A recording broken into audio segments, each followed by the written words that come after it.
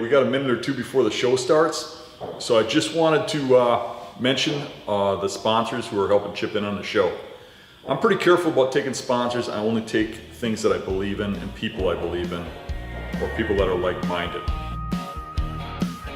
Way out where the cattails sway, in the muck where most won't stay, there's a shadow moving through the reeds. That ain't luck, that's a hunting beast. Got swamp mud up to his knees, tracks big bucks like it's a breeze.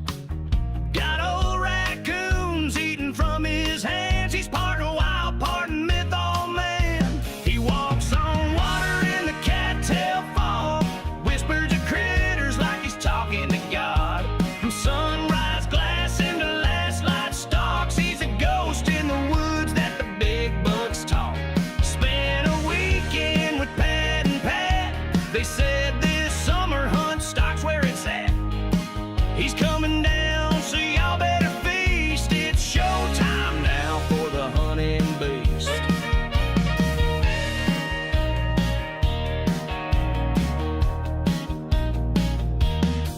A public land preacher with a swamp-stained creed. He don't need luck, just a wind and a lead. With a bow in hand and fire in his eye, he'll track that buck till the day he dies. He's seen things deep in the brush and fog, where boots get swallowed by the bog. And if you doubt what legends mean, he's the reason deer don't sleep in them cedars green. He walks on water in the cattail fog, whispers to critters like he's talking to God. From sunrise glass into last light stalks, he's a ghost in the woods that the big bucks talk. Spend a weekend with Pat and Pat. They said this summer hunt stock's where it's at. He's coming down, so y'all better feast. It's showtime now for the hunting beast. He don't need no tree stand high. He'll crawl through briars low and slide. He reads the wind, he knows the signs, and he'll be dragging horns come closing time. He walks on water in the cattail fog, swamp-born bloodhound, a white-tailed dog. From backwoods bucks to legends increased, there's no one hunts like the hunting beast. Yeah, hunt stock's calling, y'all bring your best, but Dan's already scooted the rest. So raise a beer and beat your chest. This song's for the king of the buck hunt quest.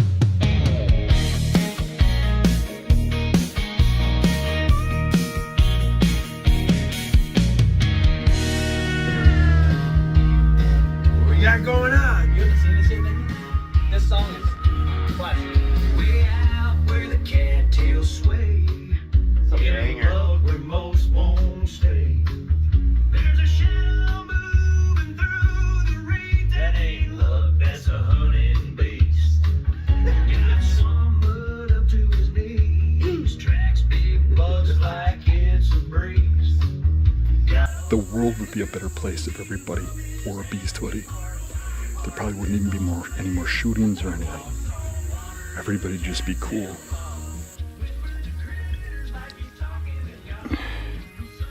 It's a little over my boots. You ever use these Lathrop and Son boots? They're a very sad boot until you get them muddy. That's a happy boot.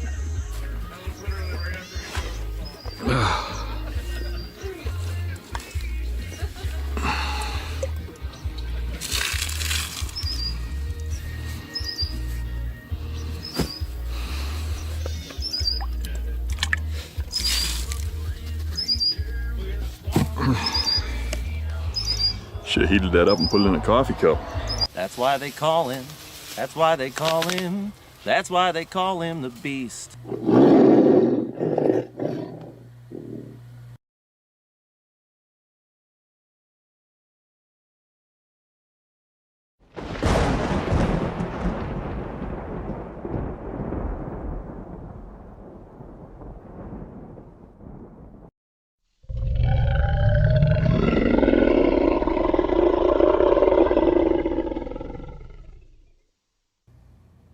All right, welcome back, everybody.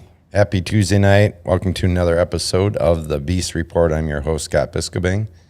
And joining me, as always, is the man himself, the hunting beast, Mr. Dan Infault. Let's go ahead and bring Dan on the show.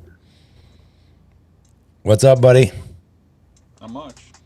How you feeling? I'm alive. You're alive. Awesome. Good to hear.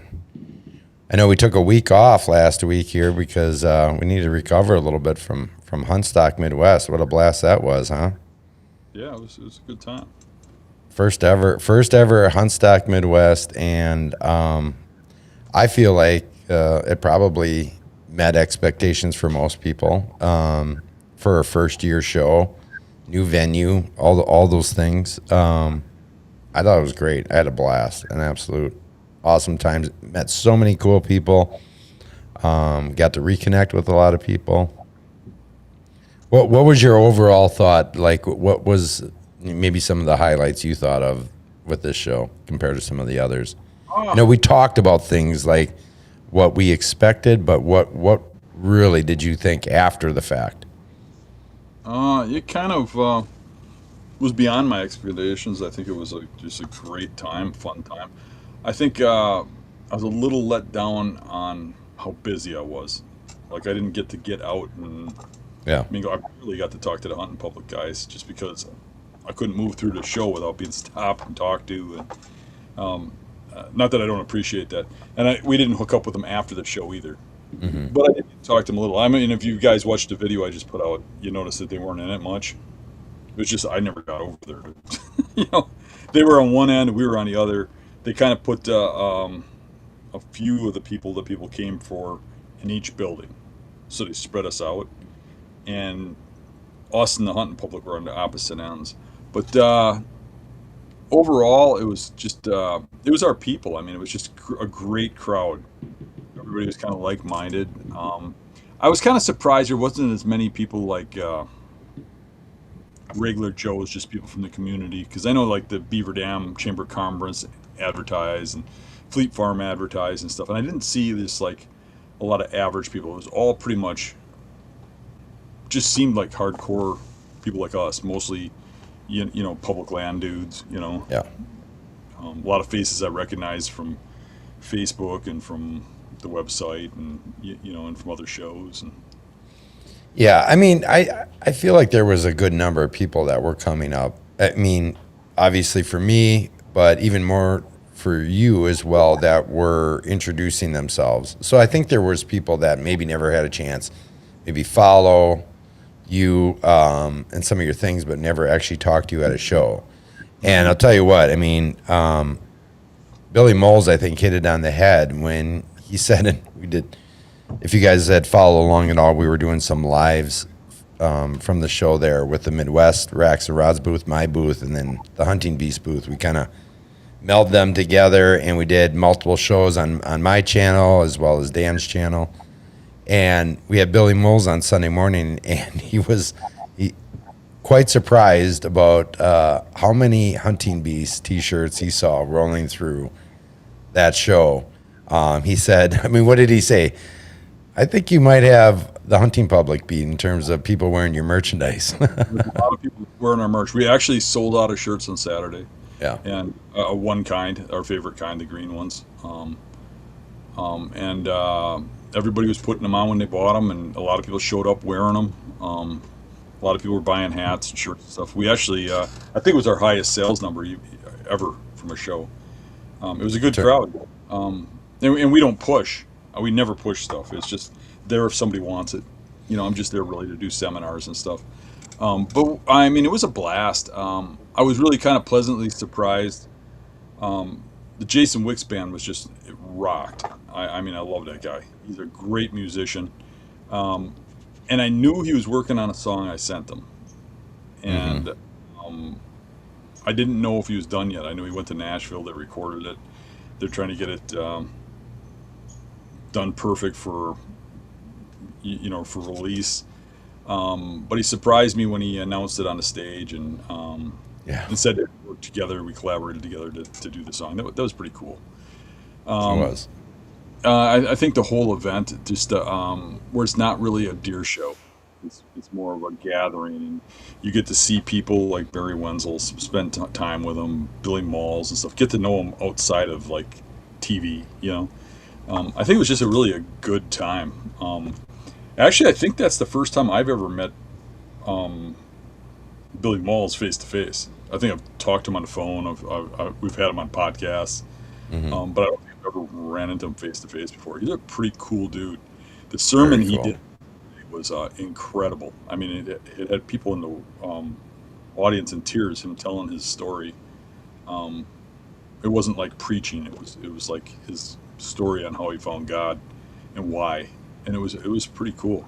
But the whole event from morning to dark, you wouldn't want to go there for a couple hours. It's not like going to the Dell's show where you walk through and you like look at a couple products, maybe you see a booth like that you always like, like some people like a product like a bow company or something, and they like who runs it, or a tree stand like say Latitude or something. They're a fan of Alex or somebody, and they want to just see them, you know what I mean? But after that, what do you, right? Well, this isn't really like that. It's like a festival. It's like going to a carnival for adults that hunt, but not even for adults. I mean, you saw how many kids were running around. Oh, they had the BB gun shoots and lots of stuff for kids there. There's a lot of women walking around too, where you don't see that as much as the deer shows. Are you saying that you were overly focused? Even some really good-looking girls, yeah. Slightly distracted, maybe. I gotta stay that quiet. Yes. I'm fine here. I'm in my studio. I'm far away from home. But anyways, it was a really, really good show and really well put together. And the thing about it is I think it was so well done that it's only going to continue to grow. You know what I mean? Okay. I know a lot of vendors are sometimes skeptical about coming to a first-time show, because first-time shows a lot of times, they're not what they are maybe the next year or even a few years down the line. So I think that's going to continue to grow, and then once that buzz starts circulating around and people are like, man, I went to this thing last year. Did you see the online buzz after the show? Like all the posts that went up, all the like testimonials about how great it was. Did you ever see that about the Dell show? Or did you ever see that about the Ohio Deer Classic, or the Illinois, even the Iowa show? You see a little buzz because of the giant bucks. Right. But I mean, I've never seen buzz about a show like there was at this one. And I think that is what's going to create that to grow. I think like next year is going to be even bigger. I think really, for those that missed out, this was the best year because I think the crowd was down enough where you could walk around and see things. I think it's going to grow enormously. There's room for it though. There is. But it was enough where if you got there early, or you came on Sunday, you could literally spend 20 minutes, talking to the hunting public without, interrupting people, or talking to Billy or Dan Wagner, that was kind of cool. I think it's going to get a little more crowded than that because it's such a great show. But I don't think it's ever going to get bad. You might see faces change because I don't think people can make a show like that every year. You know what I mean? Without rotating people, because people have things to do. Things come up. There was plenty of people that were supposed to come that couldn't. Right. So I would think that's going to happen in the future too. I think so. Let's pull this up here real quick. Bowhunt for a Buck says, hopefully they pick a different weekend next year, so it's not on my wife's birthday. Well, same weekend. It's already done. So just bring your wife. Yeah. And that. To bring her, like blindfold her and just unblindfold her. And get, happy birthday. Welcome to Huntstock Midwest. I want you to dig it.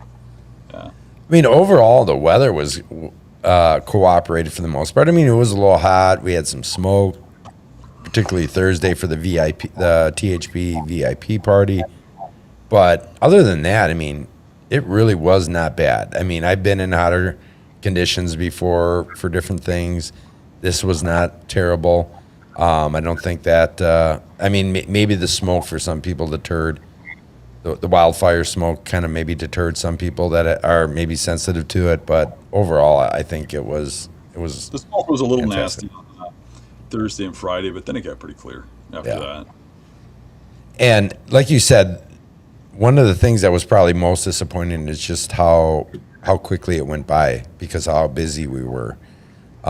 Between you talking to people and then me pulling you in to do a podcast with so and so. I mean, we brought Rick Labby, we brought Billy Moles, Lanny Benoit, Jared Scheffler. We were bringing people into the booth there to sit down and talk a little bit about their experience and how much they're enjoying the show and getting their thoughts, as well as tasting cheese, which was honestly a big hit again. I know you're still doing the post and you're probably on the verge of being like, I don't know how much longer I want to do this cheese thing. But how many people brought you cheese that weekend per my request on the show? I think that the number of comments on the cheese posts have gone down quite a bit. Like today's, I think got like 6 comments. That's it. But the hoopla hasn't. I mean, I'm still getting tons of cheese sent to me. I just before I got on here, I got an email from a company saying they're sending me a cheese shirt, more cheese because they really love my review on their cheese, and it's crazy. It's crazy. I mean, I don't think there's anything wrong with it. I had a blast sampling so many cheeses. I was plugged up for days afterwards. I'll tell you though, the best was Nikki with her pickled, or not pickled, but candied jalapenos, cowboy jalapeno peppers with whatever cheese that was. Now I don't remember, but man, Incredible. it was awesome. We had a lot of fun with that on all the shows. So anyways, enough about Huntstock Midwest. I know you've got a very busy schedule coming up here. You've got the Mobile Hunting Expo this weekend. Yes, I do. I'll be speaking there, and I'll be hanging there with Lou. And then the next weekend after that is back to Huntstock. Back to Huntstock. Off we go. Massachusetts. Yeah, you'll come back, maybe Sunday night, Monday morning, something like that, and we'll be flying out on Thursday morning to head back out to the Northeast. So for you Northeasterners watching tonight, give a shout out. Let us know if you're going to be there at Huntstock. Dan does not have a booth, so we're going to kind of be meandering around, talking with people, just kind of mingling with the folks, right? Yeah, I didn't want to bring all the stuff out there, and Lou didn't want to go out there because he had shows back to back to back to back, and he just needed a break. And I'm good with that because hauling that stuff in a trailer all the way to Massachusetts for 20 some hours one way is brutal, and I don't do it. I have other people do it for me, so I just fly and take the easy route. So, as you can imagine, some people can be a little grown people at that. So they're not going to go. I thought actually it would be fun for me to just get out of a booth. So I told Pat to just sell my booth to somebody else. It was a premium spot doors.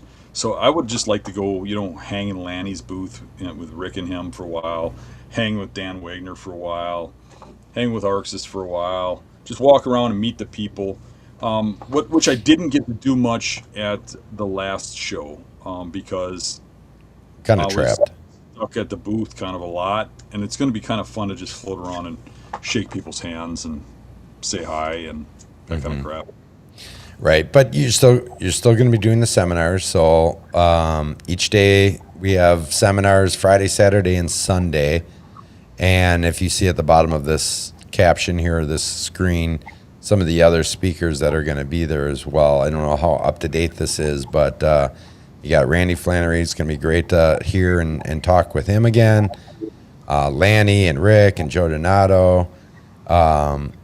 There's Rodney Elmer. It's going to be a really good lineup again. So really looking forward to it.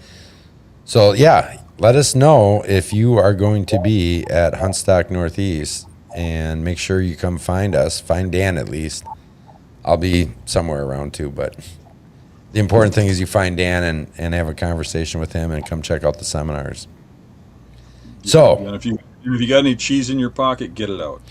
Look, we're not opposed to you guys bringing cheeses, some of your Northeast cheeses, and we can do some impromptu. Maybe I'll carry a little tripod along and we'll do something on the fly. By the way, my buddies who are viewers from Uptime brought me some Uptime too. I'm drinking They it right brought now. you a little bit of uptime, just a little bit. Yeah. So we were sharing that, and I got plenty of left for my podcast. A little better for me than the monsters. That's true. Probably bet. Actually, I snagged a couple of those cans, and that is really good stuff, especially It the is. sugar-free one. And that it's probably better than this stuff here, but it's been a week here, so I needed anything I can to keep her going. Yeah. But yeah, I guess enough about the hunt stock. We'll talk briefly about that next week, right before we go, because we're going to do another show right before we head out to Massachusetts. But we titled this show tonight "Late Summer Scouting Tactics," and I know that's what everybody really wants to kind of get into and talk about, because summer is flying by. It really, really is. I mean, we are just a few days away from it being the 1st of August, and next thing you know, we're going to be in the woods hunting. But speaking of being in the woods, let's talk about some of the things that we can be doing as hunters this time of year to scout. And our scouting is obviously a little bit different from springtime to summer, right, Dan? Yeah, yeah. I mean, there's different stages all the time. I mean, I've been summer scouting for a couple months now. But now it's getting close to the wire. It's a little different. So, what are some of the things that I think what's important for some people to understand is, where are you hunting? What are the properties that you're scouting? Because I think that makes a big difference in terms of how you're going to scout that property. The way you scout marshes, right, is probably going to be a little bit different than somebody that's scouting hill country or farm country. Correct? Well, Yeah, kind of. Well, I mean, all right, well, go ahead and maybe explain a little bit of the difference, because I think the biggest thing is not being too intrusive this time of year. Is that right? that's with anything. Yeah. Yeah. I mean, I think the biggest problems you see at this time of the year with hunters is they're too gung ho, and it's being gung ho is not a bad thing, but it's a bad thing if you use that energy wrong. And what I mean by that is I've seen a lot of people who just start dropping cameras like right about now. I mean, they're worried about that battery life, they're worried about things like that, and they want to get them out right before season, like, and they figure like, okay, we got about maybe about a month, let's drop them now, and I think that's too close. See, if you think about how deer work, most of the year they're moving around. So I mean, if you're dropping a camera for rut or something, it doesn't really matter if you drop it. But if you're dropping a camera and you're expecting to kill a deer in the first 30 days of Wisconsin season in September or very early October, I would say you're doing damage because, I mean, it depends on the area. I mean, some places oaks are going to be a huge determining factor on a deer pattern moving. Then if you're dropping a camera right now in an oak flat that isn't dropping acorns now, but you can see acorns on the trees, yeah, you're not doing it much for damage. However, I think you'll still have some scent from the camera and stuff, but you'll get some intel. But a lot of guys will go drop them like in swamps, on islands, on spots where they know there's some deer in there and some thick wet areas and stuff. And those deer are on a pattern that stays like that into, if they're not around oaks, into, quite a ways into September, maybe even October, they'll be on a pattern. Then when you start getting around October or the end of September, they start changing rapidly with the acorns, the stinging nettles and jewelweed drying up and the cover changing, crops coming in, beans drying up, corn coming in, things like that just change them dramatically, and they're shifting constantly. But right now they're on a set pattern, and if you go in and bump that pattern with a camera or with scouting, you're doing damage. So your best thing you can do at this time of the year is observations. You can sit back and watch them, which isn't easy in every terrain. Right. If you're going to use cameras, you already have them out. If not, think about what I said. Think about where they're going to adjust to. I think the next big adjustment is going to be acorns. And acorns ain't a huge thing everywhere, but it is in marshes and swamps because the oak islands and stuff, deer will be hitting those acorns like crazy because they're isolated. It's almost like a food plot, right? Yeah. I know southeastern Wisconsin seems to, from what I have observed, I've gone out to some key areas and took binoculars, looked in trees and stuff, and it seems like southeast Wisconsin has a bumper crop of acorns this year. I think the marshes and stuff, the islands and stuff are a good thing to watch. But they should be starting to drop pretty quick here. So if you wanted to get a camera in that situation, you want to do it now. But otherwise, I would probably stay out of most of those areas. I probably wouldn't even put it on those acorn spots. Here's what would be the determining factor. You got more acorn spots than you can hunt, and you don't know if you want to hunt one. Okay, drop a camera there. If you need the intel. But if you know you're going to give it a shot or you think it's a good spot, don't even bother dropping a camera. Just go hunt it. Because the damage you do with the camera is at this time of the year is pretty harsh. So I've had the cameras that I have out, that I'm doing them mostly for as an observation. I'm putting them where I want to see deer, and I'm getting some really good bucks on film right now from cameras I put out quite a while ago. But most of them are passing through at night, which I expected. I'm not going to hunt them where I see them at night. I'm going to hunt them where they live in the daytime. Yeah. Find them. You can still drop cameras out on like crop field edges, bean edges and stuff. It'll booger them, but it's not like dropping them in a hunting spot. They occasionally smell people on the edge of fields or coyotes, and it might just booger them for a while. Generally what you'll see is you'll get a picture of the buck that was leaving the sign where you put the camera the first day or second day, sometimes the third, when you put the camera out there, and then he'll disappear for like 15, 20 days, and then he'll come in real cautious staring at the camera if you're paying attention to what happens on the camera. But field edges you can get away with. Places where people commonly walk, trail crossings you can put them. But don't go into your hunting spots where you're planning on hunting opening day or opening week and dropping a camera at this point. Sure. But you can still use a camera there. I mean, if you're, I mean, I know a lot of people are like, I don't want to say addicted to them, but more like it's become like a crush, like it's almost like it's a pill. They got to have that picture to go after it or whatever. If you need that for the confidence, put that back a little bit. Don't put it right in your hunting spot. And I don't mean that in a bad way, because some people do. I mean, if you're hunting an area that has very few big bucks, getting a picture of a big buck is important, right? Or getting a sighting, or no one's around. So I'm not saying it as a bad thing. Just explaining it as I see it. But don't put it right where you hunt. Put it back a little ways. You know, at this point, anyways. Yeah. Try to get them where they move, where they would be a little more accepting to people. Think about it like this. Where a deer lives and beds and sleeps. He's living there, bedding there, sleeping there, and moving around there in daylight because he feels safe there. It's like his home. It's like his bedroom, right? His bedroom, and then the kitchen would be like if you went down the stairs into the kitchen out of the bedroom, that would be like his living space, right? So when he gets up, he walks into the kitchen, right? And he feels pretty safe.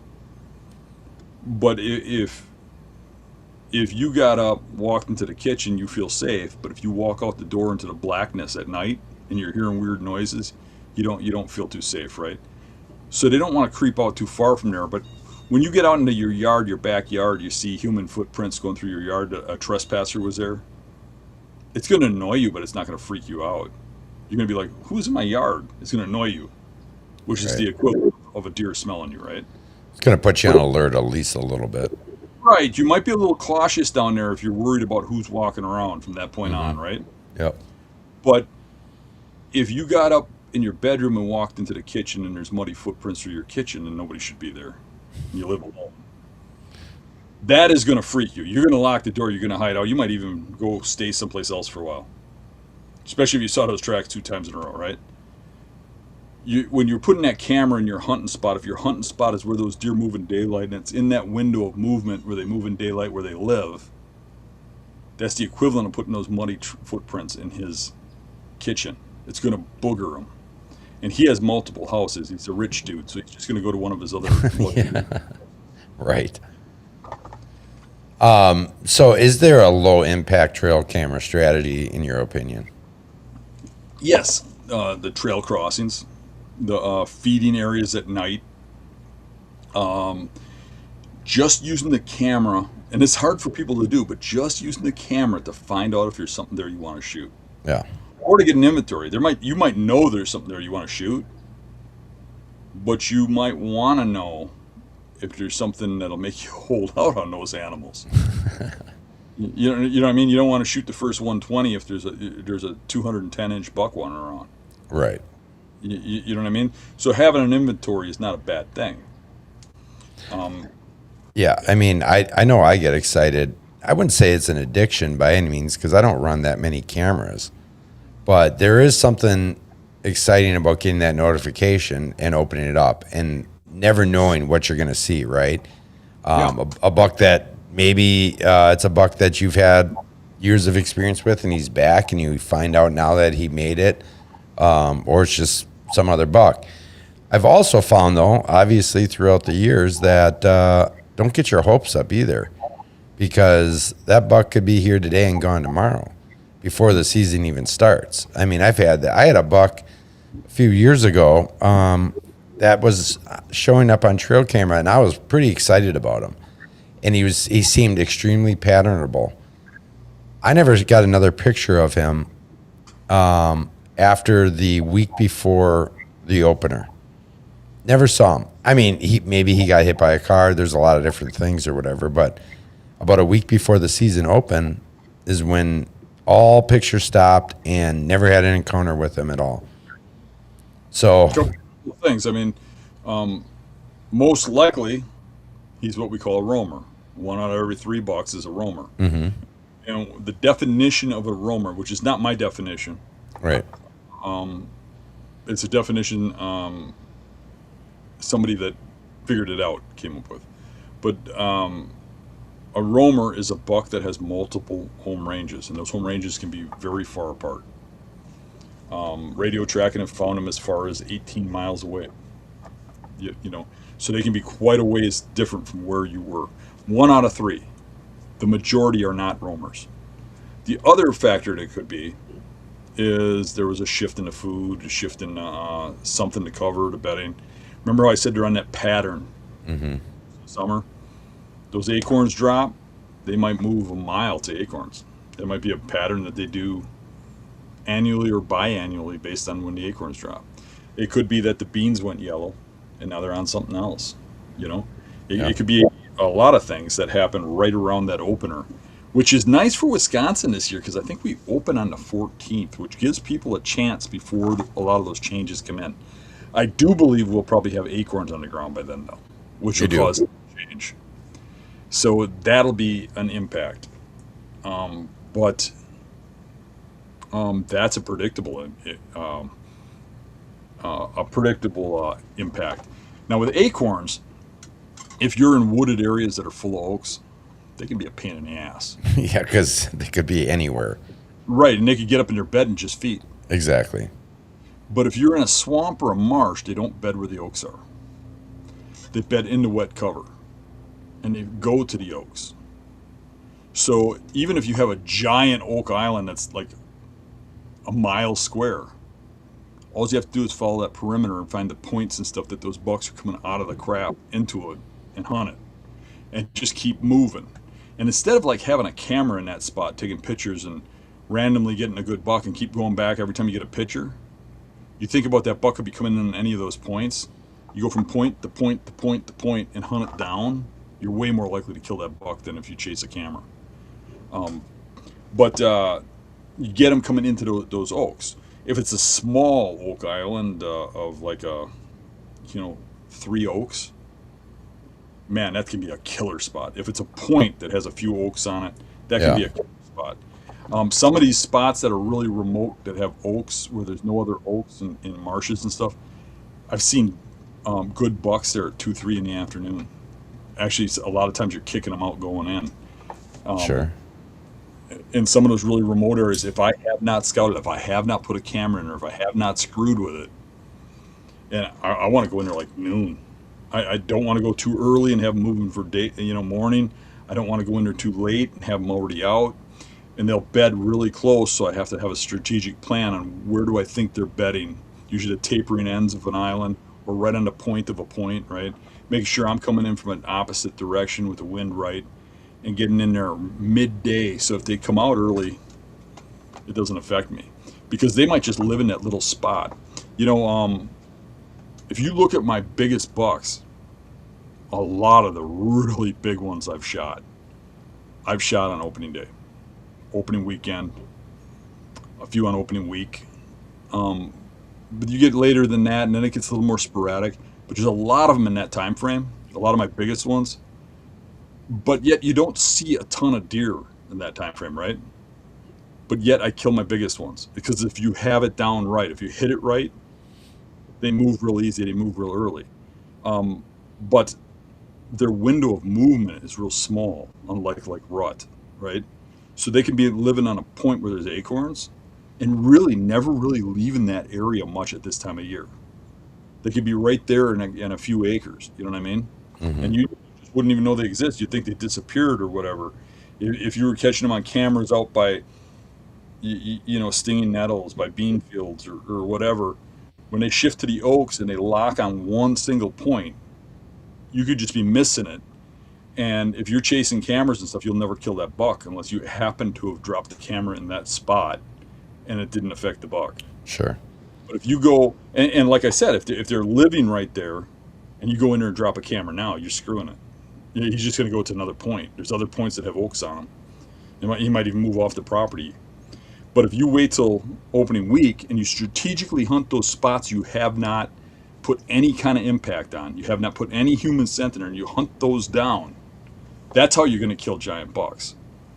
That's how you're going to kill your biggest ones.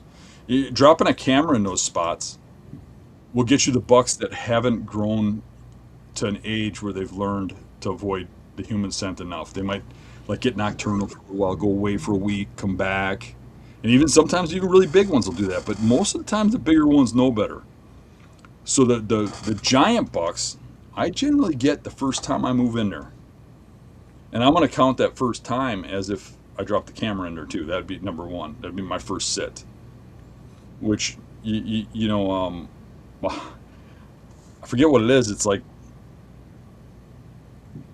40% or 50%. I think it's 40% of the bucks over 5 that I shot were shot the very first time I sat the spot. That makes First sense. time. And if you say the first time for the season, like maybe I hunted the year before and then I hunted it, then it goes up to like 60%. Oh, But wow. yeah, most of the time I'm hunting a spot I've hunted at least once before. Okay. But still the majority are coming from spots that I've never sat before. There's a reason for that. They're patterning us. And you're leaving a scent impact on that ground that they're going to smell. That can be with a camera. That can be walking in there, looking at sign and walking out and go, okay, that's where I'm going to hunt. Because some people will be like, I don't even know what tree I'm going to be in. I don't know. I got to see this before I go in there. Right. And they'll kill themselves. Because if you go in there at noon, you get the wind of the nose, and you go in slow, stop on the hill, look in there. Okay, well, how am I going to go in there? Where are the deer trails? What's the wind doing? Where do I think he's bedding? Go in a few more steps. Plan your route. Going in blind is not that hard in daylight. And just go in there and set up a stand and hunt it. Never been there before. That's when you're going to kill your biggest buck. You are going to have a lot of hunts or you see crap. Or you don't see a little deer, you don't see nothing. But the number of times you see giants is going to go way up from what you're seeing now not hunting like that. Do you think this all translates exactly the same for somebody that's, say, hunting 100 acres of their own property that's almost all oak flats or even hills? Like everything's oaks. I mean, should they be pinpointing a specific type of oak? Should they be looking more for the white oaks versus just oaks in general, or are you going to have, or should they be hunting the same way as they would hunt any other time, with access and wind and thermals in mind? There's going to be a lot of things that impact that. I mean, but I think for me, I would probably try not to lock myself onto a 100-acre property, especially if the oak's laid out like that. For me, there's a method to the madness, and I like hunting all terrains. I mean, people see me mostly in the swamps. I'm good, and I've killed bucks in every terrain you can imagine. Sure. And I'm good at every terrain because that's how I grew up, is hunting all those terrains. I moved around a lot and hunted farm country. I hunted hill country. I hunted the big woods of northern Wisconsin, and I learned a lot about those things. It's just that I landed in swamp terrain where I live, and that's why you see me mostly hunting swamps. But you get into those oak areas and stuff. Okay, let's just forget that for a second. But let's look at it like this. My perfect case scenario, I would like to hunt swamps and marshes in early season when you can get right up on top of those deer. They're on patterns. They move a short distance. You can kill them. You can look at a map. You can read it really easy. I like that in early season. You start getting into rut, it gets a little difficult to hunt in that terrain because of how thick it is and how the deer will, the bigger bucks will end up going into cattails and into dogwood and stuff to do their chasing and stuff, where you can't really get an arrow through or get at them, and you have to kind of work at it. It's not to say you can't kill them that way, but I'm saying it's a little more difficult than, say, farm country where they're in patterns, or hill country where they're in patterns. I like hill country and rut because you can literally take a look at a map and map out the leeward sides. You can take a red marker and mark the downwind side of each hill, the top of each hill, and you can take a huge area and vastly eliminate everything else, and say that 90% of your buck activity is going to be in those little red lines you just put on the leeward sides and the top. On the leeward, yeah. Top third. And then all you have to do is like eliminate the majority of them and look for the isolated ones that are overlooked, to the sides, small, not where somebody would look, you know, adjacent to the parking lot, across the waterway. And you can eliminate land really quick and get onto some really good rut hunting in hill country fast. And then if you get into late season, farm country is phenomenal. It'll be feast or famine as the deer get grouped up and they congregate around last remaining food sources. But if you hop from farm to farm, or farming area to area, because it could be public too that's adjacent to farm, and you find the sign in the snow, or you glass the sign coming in and out of that stuff, or you see the damage to the crops or whatever, Yeah. you can get on those deer easy and fast in late season. So for me, perfect case scenario would find me in early season in a swamp or a marsh. It would find me in rut in the hills, and it would find me in late season in farm country. Let me backtrack just a second here to when you said looking at the map, maybe in hill country, right, and eliminating a lot of that by just focusing on that upper third of those leeward sides, right? Now, let's say somebody's coming into this and they're like, well, what constitutes hill country? Like, I'm maybe in an area that's a mixture of hills and a variety of different terrains. Like, how big does that hill actually have to be for them to actually be betting on it? Does it how steep of a slope does it need to be? You know, if the hill, let's say I'm looking at the bottom and it's you know, like, does pitch or any of those things matter to you, or the size of those hills? But it's very hard to explain. Yeah, I know. And trying to even get the question across the right way is really difficult. But So I mean, land that has a slight roll to it, I wouldn't call hill country, right? But if it's got hills, I mean, if it's rounded hills, you're looking at hills. I mean, Yeah. we all know what it looks like. That's hill country, whether it's a low grade or a steep grade, right? Steep grade is easier to hunt. Rolling hills is harder. And it's not that the bucks don't do the same thing. It's that you have a harder time seeing the sign in rolling hills than you do steep hills. okay, Because in steep hills, there's what they call like a military crest. There's a spot where the hill is going down, and all of a sudden it rapidly drops. Yeah. Right where that rapid drop is, a rapid steep decline, where you almost have to use your hands to hold on to trees to climb it because it's so steep. There's a spot where suddenly you don't have to use your hands no more. There's like a crest, right? Yep. I mean, like right here's a crest, right? And there's a drop down the back of my hand. So right there is where they bed. It's where they cruise. It's where they are. So what makes what makes hill country, what makes bucks want to be on that top third elevation is, and do it on a leeward wind, is that when the wind comes over the top, it kind of follows that roll, but there's a point where the pressure of the wind takes over and it goes over the valley, right? Sure. And when it does that, at the same time, during the day, the ground is heating up in the valley. And it's causing a thermal rise. So air currents are rising in the valley. And when that wind goes over the top, physics make that rising current pull towards the way the wind's going and follow the hill. So if you get in really steep hill country on a hot day, you can stand on a hillside and it can be dead calm out, and there'll be a wind hitting you in the face. I mean, blowing wind, blowing your hair back in the steep hills. Rolling hills, you'll feel a little breeze. You know what I'm saying? Yeah, I do.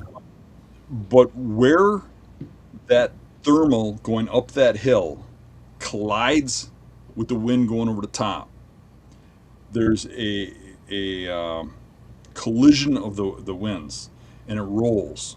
And I call it like a wind tunnel that follows that terrain. And you can actually see it if you drop milkweed.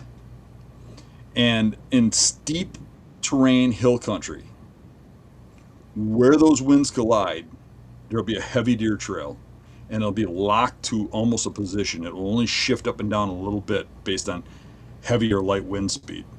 And the beds will be locked into that position because that's where they can smell the wind coming over the top, and they can smell a little from the bottom, and they can look down the hill, and they're literally getting wind from multiple directions, and they can see, and they get like a perfect storm for catching you coming at them.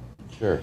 When you get to rolling hills, what's different is in that rolling hill, wind speed will change where that thermal tunnel is, where that wind collision is, drastically. A light wind will put it right at the top of the hill. A heavier wind will put it down lower. A slight shift will just change it completely. And those deer will be moving constantly because that wind tunnel will be moving. So they'll get up in bed different all the time. And there won't be locked in bed like in a military crest of steep hills. So when you can go look at a bedding area that has, let's say,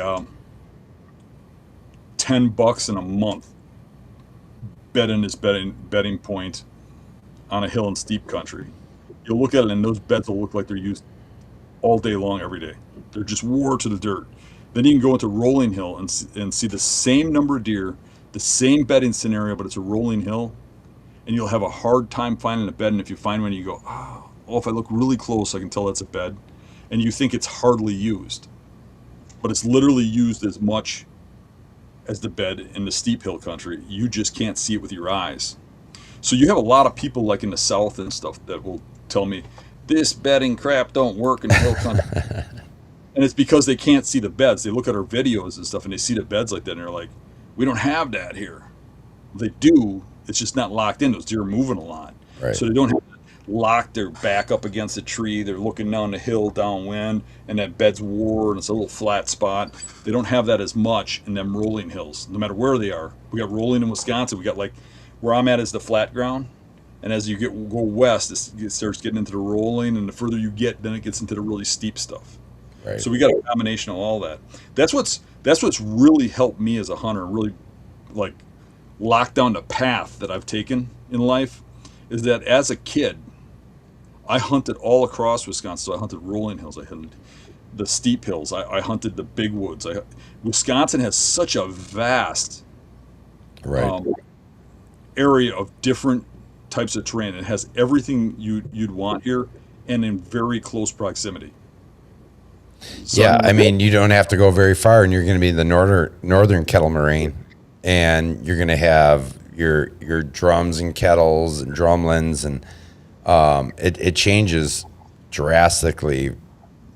I would just say, even if you just look at the lower half of the state, and then you break that down, you can break that down into 4 segments as well. You know, the northern kettle moraine, the southern kettle moraine, out to the southwest with the rolling hills. I mean, it. And then there's flat areas in there too. It's crazy. Yep. I'm going to pull up a question here real quick, if you don't mind. The pun camp asked, Dan, do you prefer low density deer areas with lots of woods and no pressure? Or do you prefer high density deer that's pressured from other hunters? Jeez, I just prefer deer hunting. I don't know. If you had to pick one. Yeah, I don't know. Low density is probably easier for me because you can target one deer and you're not getting so confused. You know, especially if it's got lower pressure. I kind of like that. I like the idea that if you're running into good sign, it's probably the deer you're after. Yeah, it makes sense. I like the idea that you're not blowing a lot of deer out of there. You're not running into people. Yeah, so I'd probably say the lower density would be my choice, but I kind of have the tendency to end up wherever there's something for me to hunt. I mean, I don't care if the big buck shows up in the middle of, you know, Vietnam of hunters, you know, where you're surrounded by orange. I don't care if it's shows up where there's no hunters. If I'm hunting that deer, I'm going to go figure them out. And in a lot of cases, pressure helps me. And that might sound bizarre, but deer get a little loose and they don't learn as many lessons, but more maybe they get loose from no pressure. They get used to just like, they'll bed a little outside of the bedding areas, they'll bed a little looser. But if you put pressure on them, you put a couple arrows through them, you put an arrow through its leg, you have some guy chasing it for 5 miles every other day, you know, following its tracks. Those deer start getting really smart about how they bed. They start setting up a trap for if they're being followed, whether there's snow or not. They learn that from the snow, right? But they learn how to set up a trap to catch you if you're coming after them. And when they get pressured, it's way easier to predict where they'll be. Like I've gotten onto some like somebody will invite you on, especially when I was younger, onto some like cushy ranch or something, and you go there and it just seemed like the bucks bedded kind of random. Like you're better off hunting on the food source or on a scrape line or something, because they weren't exactly where you expected them. If you pushed the limits, like the hunt them on a point, you'd blow a deer right off of the, you know, further in. But if they got pressure, it helps because it locks them into exactly where they should be, and then it makes me a little better at predicting where they're at. The downfall is pressure generally means people are killing a lot of deer and they're killing a lot of small deer and deer aren't growing up, and there's less big bucks to hunt. So my scenario in saying that that's an easier hunt is saying that if there's a buck there to hunt, those seem a little easier. Okay.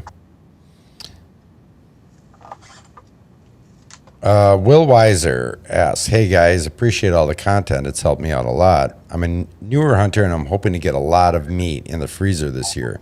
Do you have any advice on targeting does for the freezer? If you're looking for meat for the freezer, Pick and Save's got a lot of it. If you just want to kill deer, I would say hunting food sources, hunting crop edges, acorn flats, trying to find ones where people aren't pressuring is probably your best method. But if you ever dream of shooting a big buck, if that's ever in your sights, if you ever want that, I would not get into that habit.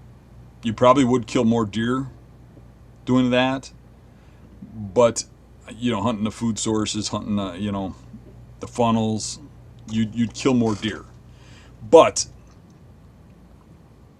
you're putting yourself out of the ball game for big bucks, for mature bucks, not necessarily big, but mature bucks, because they just don't.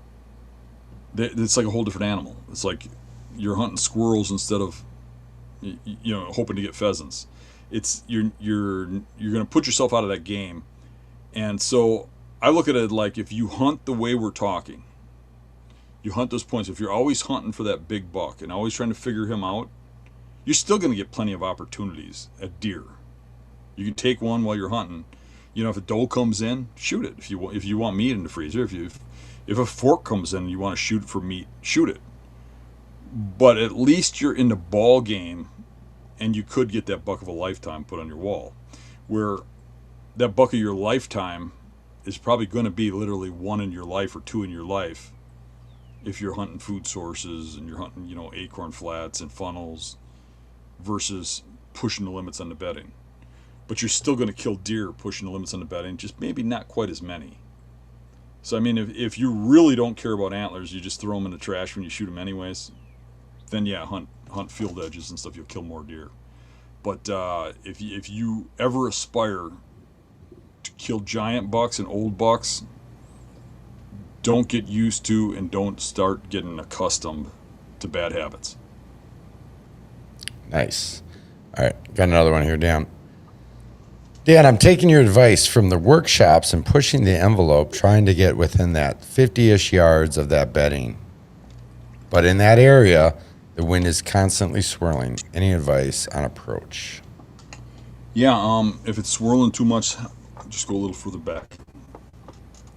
Don't push the envelope to the point where you're going to blow it.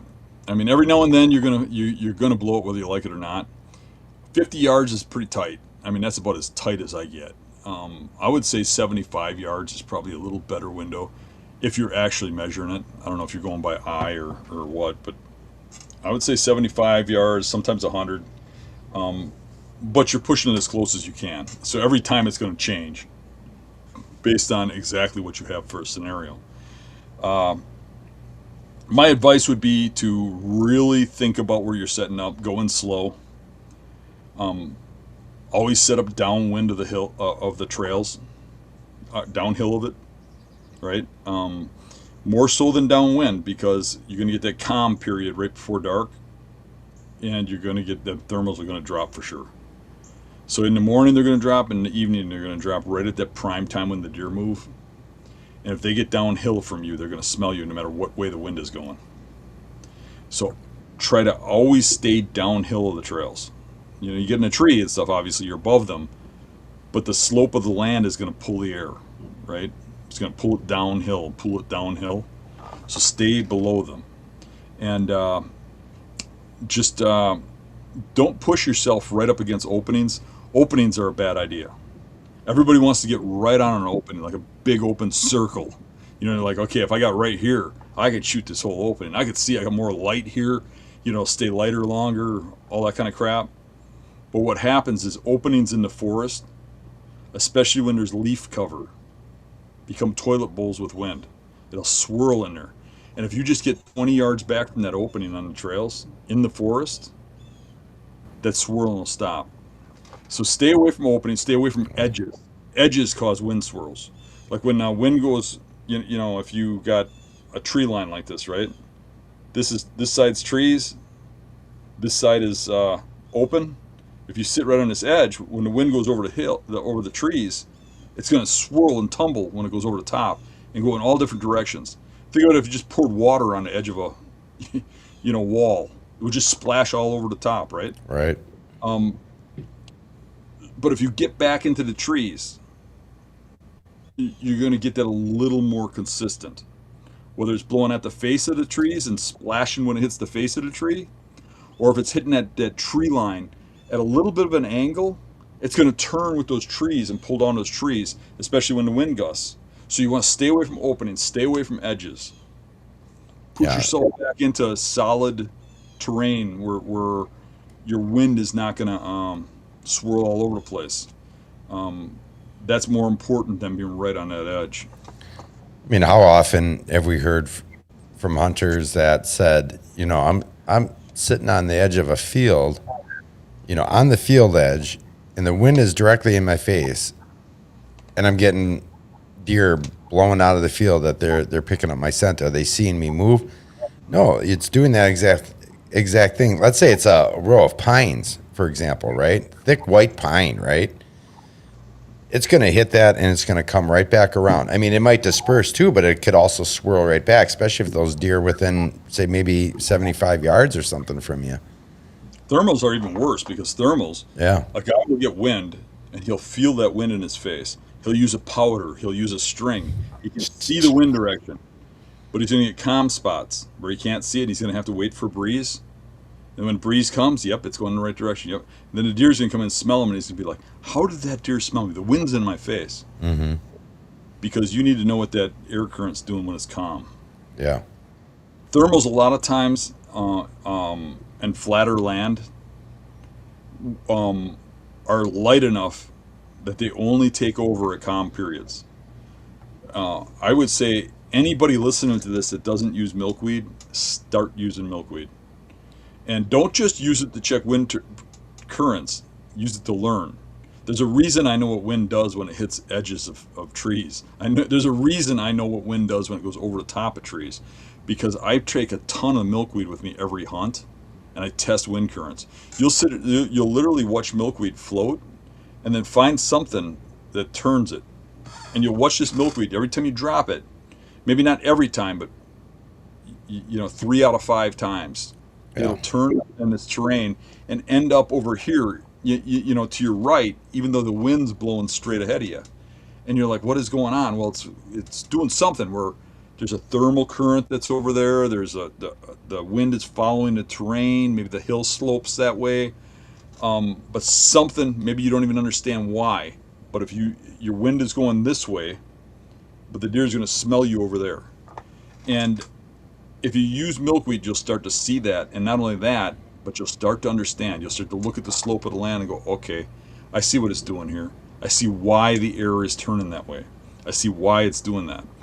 Another thing you can do is, like, if you look at those glider people, glider planes.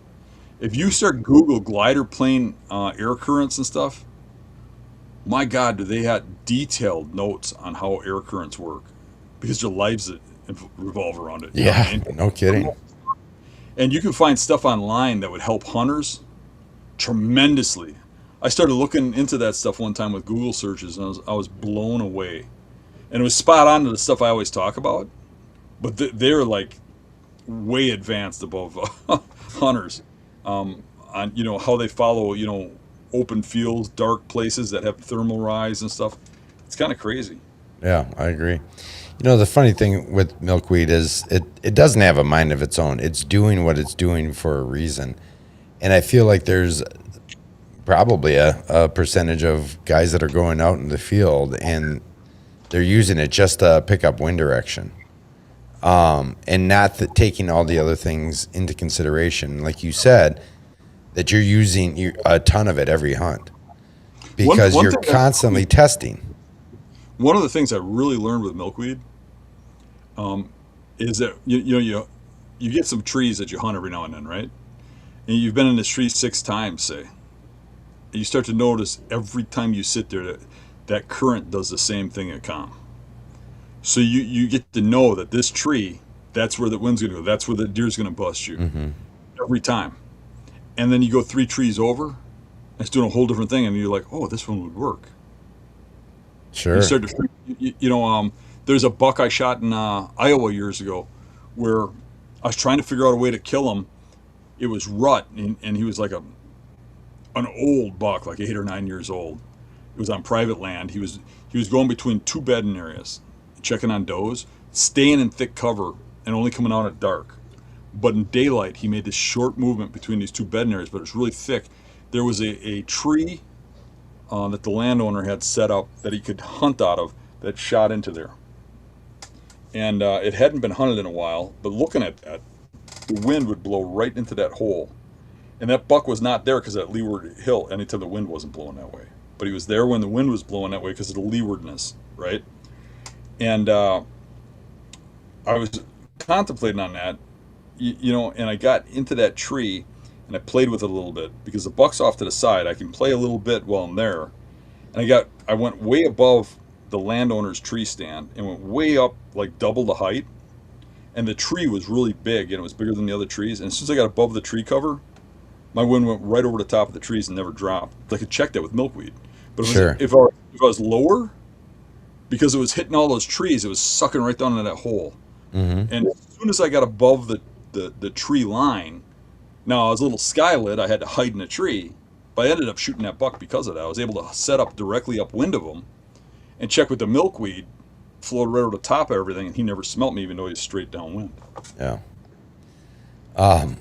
Just got to pull up a couple comments here. Michael said, need a beast milkweed dispenser. It's funny that you should say that, Michael, because the beast vest has a milkweed pocket, does it not, Dan? Yes, it does. Yes, it does. Specifically designed to put your milkweed in. But there's a lot of things you can do. I mean, I use an old pill bottle. With my beard, I'll shove it in my beard. I'll shove some in my ear. You know. I mean, I know you're joking a little bit, but at the same time, like, I'll pull some out and I'll stick it to my pants and that, so it's readily available. That at any given notice, I can just pull some off, you know, because it'll stick to, you know, depending on your. I actually always have a few pods in a pocket on my vest. Yeah, whether right.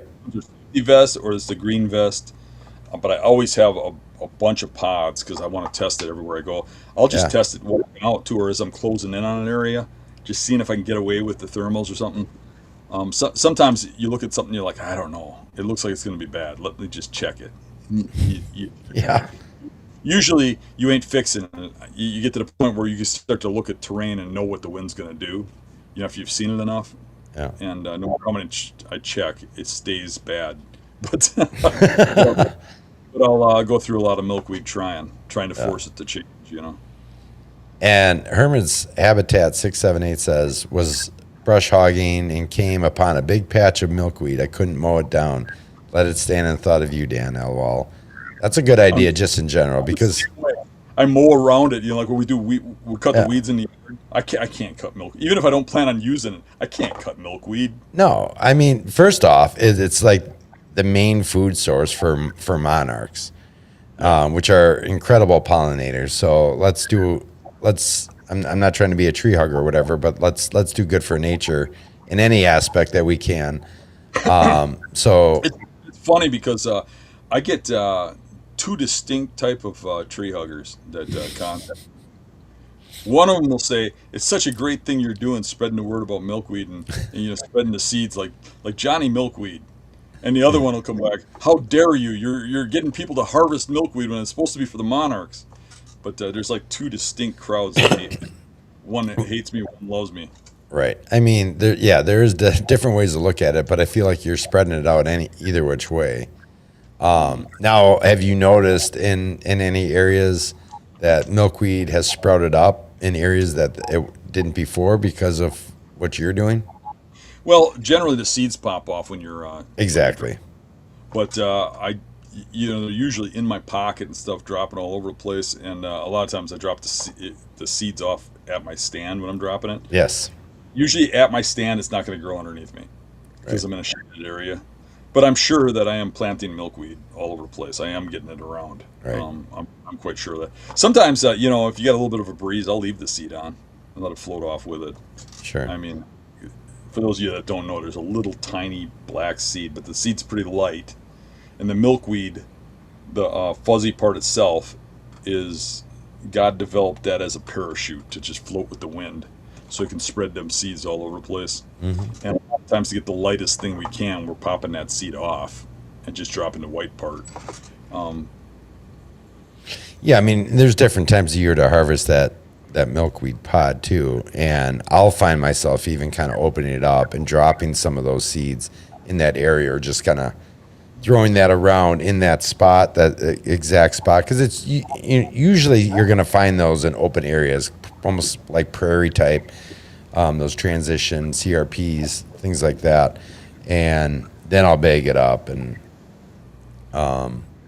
then I use like a pill bottle and I shove a whole bunch in there and I refill it every single hunt, and but it's just wadded up. By the game warden and he asks you what's in your pocket, do not tell him it's a bag of weed. Tell him it's a bag of what? Cotton? I know a lot of people have tried different things like, shredding up cotton ball, but I don't think anything.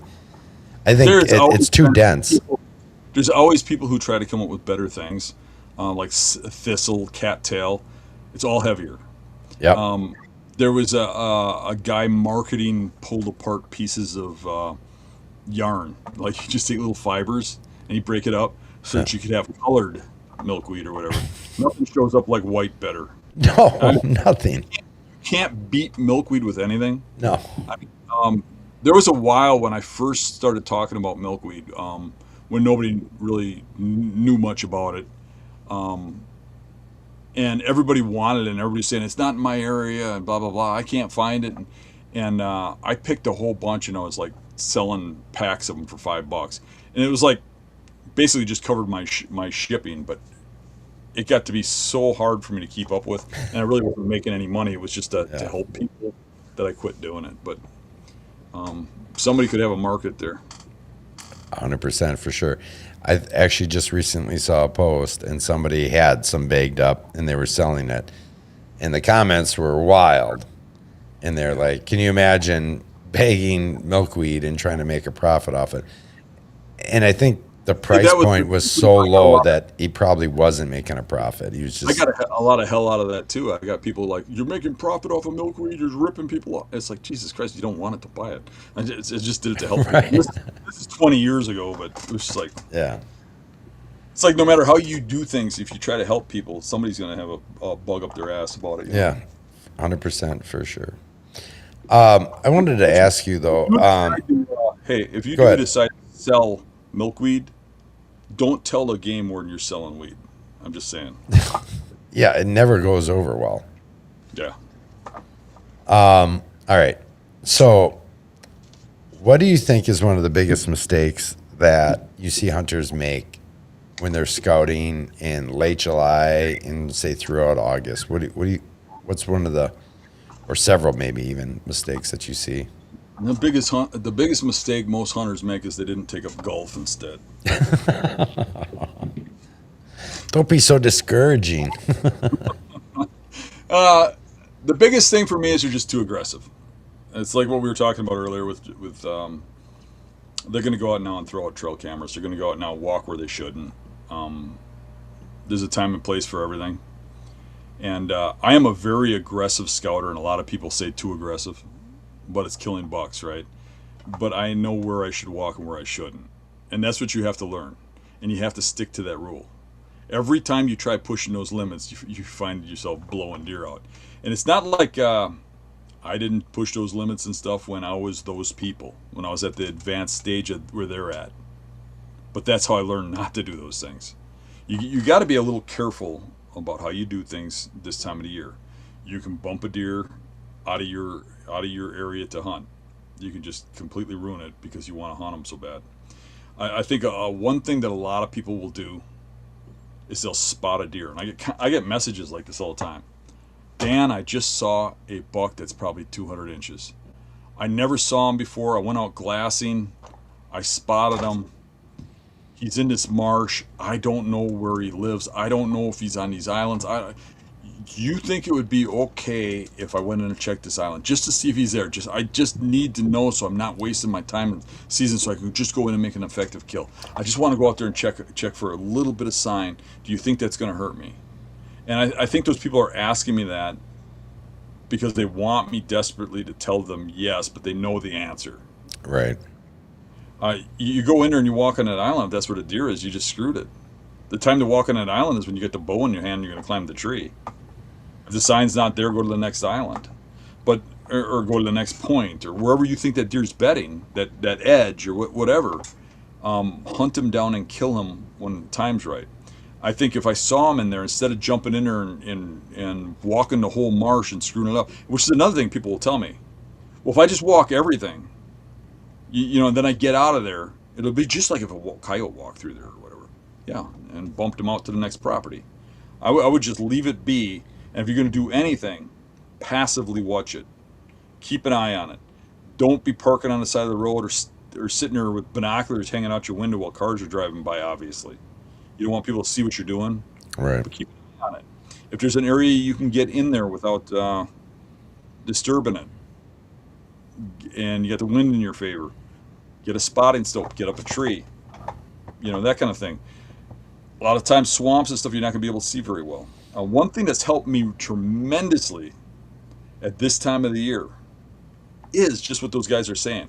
To see that buck, to find that buck, that's all I need is to see him. That's the slap on my ass to tell me this is where you're hunting. You're going to get that buck. So start studying maps. Start looking at where I can hunt this, And a lot of times I find those bucks by if there's a trail, a road or whatever, a hiking trail that people use occasionally. I mean, like maybe even once or twice a day or maybe 2 or 3 times a week. And then on the weekends, every weekend, somebody will walk that path with a dog or something. Go down those paths, right at daylight, right at the edge of daylight, right at the edge of darkness. Just walk them. If you see a deer, don't jump off the trail. Don't try to hide on it or anything. Just get your binoculars on it, check it out. Be natural, yeah. Yeah, be natural. Walk the trail. Just be like any dog walker or anything else where they belong. Not out in the swamp, not hiding in the woods, Right. not up the ridge, but on those trails. Yeah. If you wanted, you could go up those trails and you could set up on those trails, go up a tree, get in a stand and watch over an area, an opening, a feeding area, a big patch of stinging nettles or something. Get your eyes on something. Now, there's a good chance you don't even see a good buck in the time frame from now until season. But it just takes one, and now you got a target. Now you got something that, and generally, probably 1 to 2 out of every 3, that buck's going to stay there. He's going to be in that area, and if you hunt that area, you might not see him anymore in that spot, but he's right there somewheres.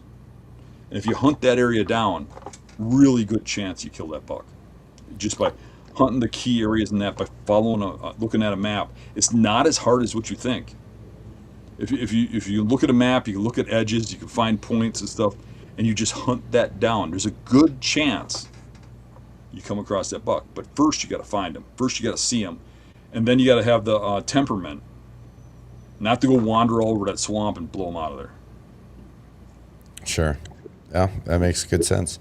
When it comes to glassing, is there any mistakes that people make when it comes to glassing, not taking maybe consideration of wind direction or anything like that? And I'm not talking about just necessary glassing from the side of the road, but maybe getting along field edges or at the back of the farm or something. Is there mistakes that can be made there, or any suggestions for anybody trying to glass this time of year? Most people understand wind and stuff like that. I think that the hardest thing is just people getting too aggressive. Like they get in too close to do that glassing and stuff. I've heard people say that they set up to watch an area, and then the deer walked over by them and spooked. I mean, you just blew everything. Especially if you knew the buck was there. Yeah. Like some people know a buck's there, and they go out to do the glass trying to get a pattern. They try to get, what trees is he going by? Where can I hunt? And they just move in a little too close. And either the deer, gets to where they're at while they're there, or it gets there at night. Doesn't matter which. If he smells that you were there watching him, they're not that stupid. Sure. People are so oriented into their eyes. It's how we think. It's how we, that, okay, I got in there clean. The deer didn't see me. But literally, deer see with their nose. They could see you. It wouldn't bother them as much as smelling you. So if you leave scent someplace where it doesn't belong, that's the biggest killer. Now, most of the time, if you get to a deer that's 7, 8 years old that lives in an area, has lived there his whole life, at least from 2 on, because they kind of move into an area when they're 2. If he's lived there his whole life, you probably are not kicking that deer out even if you bump him. Which makes it sound easier. However, once he knows he's being hunted, he's going to really hunker down. He's going to be careful. If you like when you set up a camera on a spot, sometimes people throw a trail camera on a spot and that buck will keep coming. They'll be like, yep, I got that buck on camera, 10 out of the last 20 days. Almost 50% in daylight, I got him there. Yeah. He's there all the time in daylight. I'm going to kill this deer. I put the camera there. The scent didn't even bother him and everything else. Don't think he didn't notice. Oh, right. real good chance that now, because you smelt your scent in there, now he scent checks to see if you're there before you go in there. Yeah. He could be crossing your human trail to smell that you're there. He could be going downwind of that camera to smell if you're there. He could be doing a lot of things, but good chance, now that he knows he's being chased after in that spot, that even if he's weak enough that he comes into that spot again, there's a very good chance that he's not going to be there the day you hunt, because he's checking to see if you're there before he comes through. So a lot of people don't get that. I mean, they'll tell me, you know, I've been hunting this deer. You know, he comes through 2 out of 3 days, and he goes, I've hunted it 5 times, and I don't get a chance at that deer. I don't get it. How can I be that unlucky to hit the 5 days he doesn't come in? Well, he's checking to see if you're there. Yeah. He doesn't even care that you're hunting him because he knows where you're at. He knows where your stand is. He knows where your tree is, and he's using his nose to know if you're there. That's a good point. I had a guy, Steve Pagel, the guy that owned the bow shop. He called me up. He had some client that he really liked, an older guy, and he said, this guy's having an issue with this deer. I want you to come down here and talk to him. So I came down and talked to him, and he said, Dan, this is what's happening. He goes, I got a trail camera in this valley. He goes, where these deer are coming down into this valley and feeding and stinging nettles and stuff. And he says, there's this Boone and Crockett buck that he really wanted to kill. I mean, it was a monster. He showed me pictures of it. He says, this thing comes down just about every day down into this valley. He goes, I went in there and I set up a stand. He's an older guy. He had to set up a stand. He had to set up a ladder stand, go in there, trim branches and stuff. And this deer kept coming. I mean, it would disappear for about 5 days. He puts the stand up and stuff. Then it would come back. But it just kept down there, coming down in there feeding. And it would come through there past that camera almost daily in daylight. He would hunt it 5 days in a row, not see that deer. The deer wouldn't be on camera. He wouldn't see the deer. He leaves 2 or 3 days later, the deer's back every day. Comes in there and hunts it. The deer don't show up. And he goes, it's not the wind. The wind's blowing. I says, well, let's look at a map of this. Where is this at? So he shows me the map, and it's hill country. He's in a valley, and he's waiting until the wind blows down the valley, which is a smart thing to do. Because if you get it going over the top, it's just going to swirl, right? But it's blowing down this draw. Like running parallel with the hills. Is that what you're saying? Right down to cut, right? Okay. So that it's not swirling. It's just going right down to cut. So he's not seeing this deer. So when he shows me the map, I immediately knew what was going on. The very best looking bedding point was overlooking the camera. It was right over the top of it. He was 100 yards away watching everything he did. And when I explained that to him, he says, well, what do I do? I says, I don't know. I go, is there any way to get close to there without getting to the point where he can see you? He goes, yeah, about 50 yards back, there's a big patch of pines. He goes, I come out of the pines to get to that tree. I go, sit in the pines. He shot the buck the next day. No kidding. Yep. Mm-hmm. That's far out. That's awesome. But people, my point of that isn't to you know, like brag about how this guy got this buck. My point is to show you how they're watching you. They're smelling you. People don't get how much they use those senses. Yeah, you have to analyze things and kind of maybe break it down a little bit and figure out, like, okay, what is the reason, and use some common sense. Maybe not necessarily, I wouldn't say necessarily common sense, but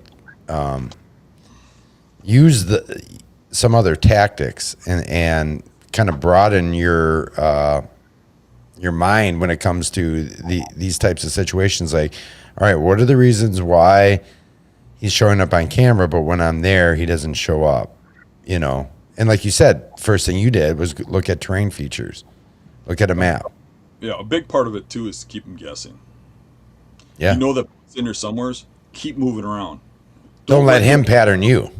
Right. Don't let him pattern you. Keep hopping around. Keep moving around. So at any time he's going to make. Sometime he's going to make a mistake. But if you make a pattern, he's going to get you. It's the same thing. Like if that buck came in the same way and did the same thing every day, you'd kill him so easy he'd never live to be 5. Yeah, like Jim said. Jim Funk says they are hunting you better than you're hunting them. They have our number. The good part is you can make mistake after mistake after mistake, but if they make one mistake, they're done. Right. Yeah, there's no consequence on our end other than we don't get the deer. right?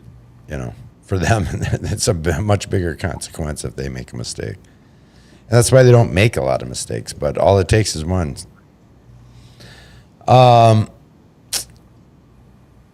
far as if you were to scout a new piece of public land in the summer heat, right? Like, you found a piece right now, end of July, early August. Do you treat that any differently than you would in, say, April or May? And if so, how? Yeah, I'd walk the whole property. What's that? April or May, I'd walk the whole property. Right now, I'd look at the property from a map. I'd drive around it. Mm-hmm. I might walk a trail if there's a trail through that's used. But I'm not going in there and finding my hunting spots. I'm finding them when I hunt at this time of frame. Okay. I mean, if it was something that I leased or something and it's a different state and I'm not going to be there till rut, yeah, I go walk it. What the hell? But if I'm planning on going in there opening day, I'm not.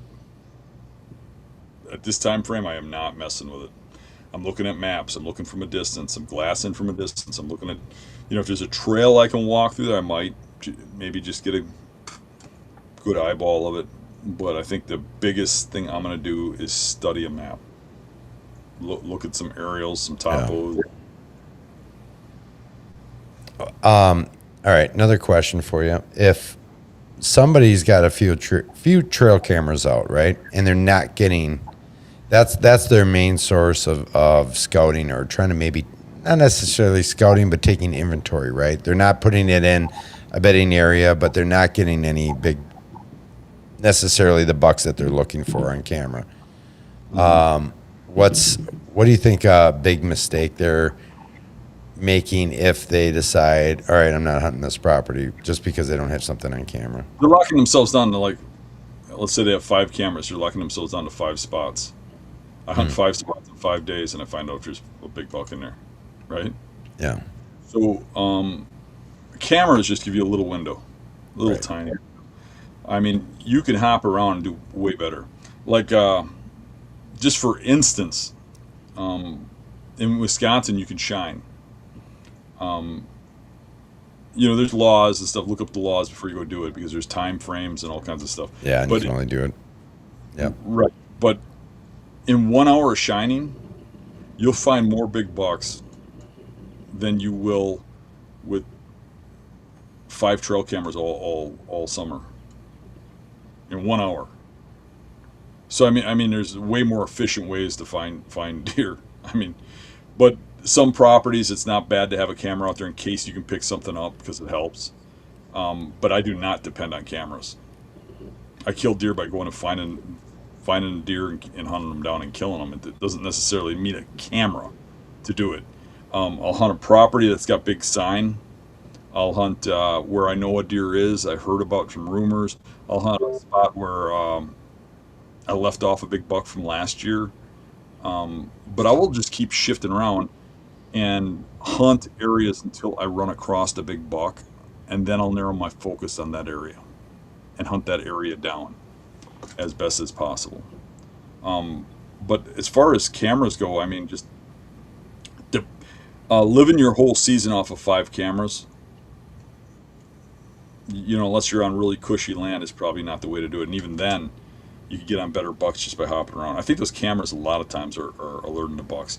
I love having a camera out there and getting a picture of a nice buck, and then knowing for sure you want to be on an area. Right. I've got 5 cameras out right now, I think. A couple of them are kind of not really set up for hunting. They're just kind of set up for fun. But to see what's in properties, and one of them I had a good inkling there could be something good in. I'd probably hunt the property. Didn't know if there's anything really good. I just dropped the camera in there, and holy crap, I've picked up 4 bucks in the 130 to 150 range, and one that's going to be over 170. Wow. And obviously now I'm going to put a ton of my time into that spot. So that's for this year? Yeah. Mm-hmm. Okay. Because actually, So- that question came up earlier. If you have any target bucks, whether new ones or anything from last year that you've had recently show up, or that you have knowledge of that you're kind of maybe focusing on this year. Now, all those pictures are after dark. Even right now, they're after dark because I didn't put it in a kill spot.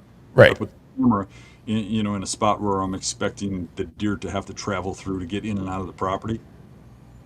And now and then I'm looking at the pictures and saying, okay, which direction are they traveling? Are they coming out of the public in the morning or going into it? Are they coming out of the public or going into it in the evening? And now you get random, some going a different way and stuff. But I'm getting a little bit of intel out of that too. Mm-hmm.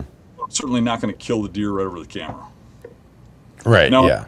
if just by chance those deer start showing up in daylight, on a routine basis right at the camera, well, yeah, you'd be a fool not to go sit there. But I don't expect that where I'm putting them. Right. Because again, it's all about access. Do those are those deer observing that spot? Like that story you told. Right. Previously with. So I got the camera kind of on the property edge, on the edge of a cornfield where there's a funnel that goes out of the property. Now, if I took that camera and I put it where the bedding is, which from scouting I pretty much know where the bedding is, but if I put it down where that bedding is, I'd get a more funneled effect. I'd get them in daylight. I think that those deer would see that camera, they'd smell that camera, they'd be out of there. They'd already be gone. Yeah. They would not like it. Yeah, it makes sense. I mean, I literally just had a post the other day or whatever, and I shared several pictures of trail camera photos of deer coming right up to trail cameras. Now, mind you, these cameras have been out for well over a year. Well, actually, some of them even longer, but they haven't even been touched with new batteries in close to a year. And I still have deer coming straight up to them, doing almost like selfie shots. I always think they're kind of hilarious. I've got bucks, I've got mature does coming right up to it, looking straight up at it. Yeah. They know. I have not found it yet that they don't find, notice, and monitor. Right. And part of what I said in the thing is just because they don't acknowledge it by looking over and you don't get that picture of them looking at it doesn't mean they don't know it's there. Mm-hmm. You know what I mean? So, like, just because you get all these pictures of deer and they're not looking, getting selfie shots with that trail camera doesn't mean they don't know it's there. And that's an intrusion of some sort in their area. Do they get used to it? The second you go there to change out batteries or do anything with it, think about the days of SD cards swapping out. I mean, I'm sure there's still folks that are still using them. In fact, I still have a couple just generic trail cameras on walking paths where I can walk right up to it and change out batteries or an SD card without actually having to go off a trail. I got one spot where I went in and put a trail camera pretty aggressively this year in June because I want to know what's going through an area, and there's one spot where it's tight and all the deer are going to pretty much go through this area. They get around the camera, but they're most likely going to go past it in this one little area of this big area I'm hunting. But it is a little aggressive, and I knew it. I put it out in June, and in the first 2 days, I got 5 shooter bucks on that camera. And then And what? I've gotten one since. They know. They always know. I was hoping they would come back. They have not. Yeah. They probably will eventually, like when Sure. it starts a different time frame, like rut or something. But I blew that whole summer pattern. And all those bucks that I had on that camera were daylight, which told me, yep, you're too close, Dan. Yeah. Now, I left the camera there, and I'm hoping that, later on in the year it picks up. But I think I've blown that spot for early season. Well, see, now isn't that interesting though too? Because how many hunters want to get those daytime pictures, and you just said, well, that just told you that you're too close. Everybody's like, well, I only get these pictures at 10 o'clock at night or 2 o'clock in the morning or 3 o'clock. Well, you got to figure out what information is that telling you. how far, if you're getting consistent pictures there, how far away is that camera now from its bedding area or feeding area? Which direction is it coming from? Which direction is it going? What are the other variables and reasons for that? And I think that's really interesting that you said that if you're getting all these during daylight, you're too close. Yeah. And most of the pictures look like this. Right. What is this thing? Exactly. But I think that's something that's completely looked over, because isn't that what a lot of guys want? They're like, look at I got daytime pictures. Folks get frustrated when, I get these pictures at midnight. Well, what does that tell you? I think we take things at face value and don't really. Right now, deer at midnight are not very far away from their home range. That's true, right? Not moving a long distance. So midnight photo is fine with me. As long as the property's big enough to hunt. Yeah. I mean, they're getting, like where I got these $5 in daylight, I'm right on the edge of the property. I'm thinking I pushed them across the line. But if it's a big enough property and you get them at midnight, 10 o'clock, 11 o'clock at night, don't bother me. Yeah. Now, hunt the area down. Now start scanning around there, looking at the bedding close to going out to about a quarter mile from that camera and hunt all the stuff around it for a quarter mile. And he's probably in there somewheres. Right. Charles chimes in here. How high are they, Scott? Varying heights. I've got some that are just regular chest height. I've got some that are arms reach height, and then I have others that are even a little bit higher, and it doesn't make a difference, honestly, in my opinion. From what I've seen, I think they probably do look at them a little less when they're up in the tree. Yeah, but I still have them looking at them. And what is funny, if you get the same sense of humor as me, is back in about 2006, I think. The first major DVD that I authored was hunting marsh bucks with Blood Brothers. And in that video, I released putting a camera way up in a tree. Back then they were like film cameras in giant boxes. And I showed how to put it way up a tree and aim it down. And before that, I heard nothing about anybody ever doing that. And now I got people sending me messages. Dan, you got to put your cameras up in the tree. I got this method of. I know where that came from.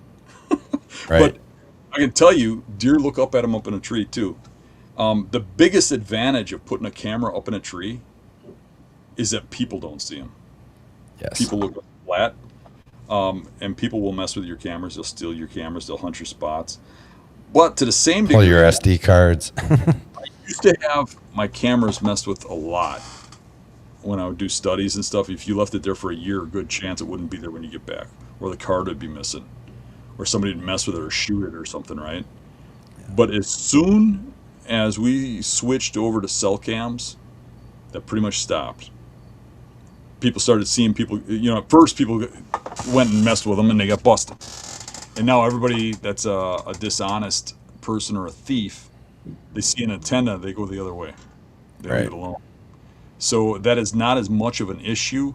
And to some degree, a lot of people are using cameras as intimidation devices. They'll put a camera in an area just to make sure nobody else wants it. Right. Yeah, as a deterrent. Yeah. In a lot of ways. I know I've had people tell me, literally, that they take old cameras that don't work, or they buy really old ones like at rummage sales and stuff. No intentions of, because you get them for a few bucks or whatever. No intentions of even using them for a camera. They just put them on a tree as a deterrent. Right. Around their hunting areas. They just put, dummy cameras. I mean, which makes sense, like on private land. I mean, it makes sense anywhere, really, but you pretty much control it unless you get somebody else that has permission. But on no, what I mean, like on property lines, if you're worried about trespassers, okay, the trespassers, yeah, okay, Yeah, I wasn't thinking trespassers, but But I'm not in favor of trying to purposely alter other people's hunting. I really don't. I am not into the devious part of it. Maybe when I was younger, not so much anymore. I think that if if somebody shows up in your spot, they show up in your spot. Right. I would rather they didn't know I was there actually. All right. I'm going to entertain this one here for a moment. Any tactical advice for shooting a deer that scores less than 10 inches? And why do I feel like this is directed at me? And that wasn't even Lou. I thought for sure that would be Uncle. Right. Maybe he was directing it at Lou. I don't know. If we're talking about the legend of Slickback, he was more than 10 inches. I don't know what to make of that, but I'm like, well, he put the 3 question marks, so we'll entertain it for a moment.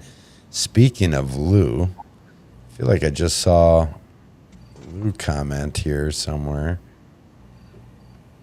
Of course, now I can't find it.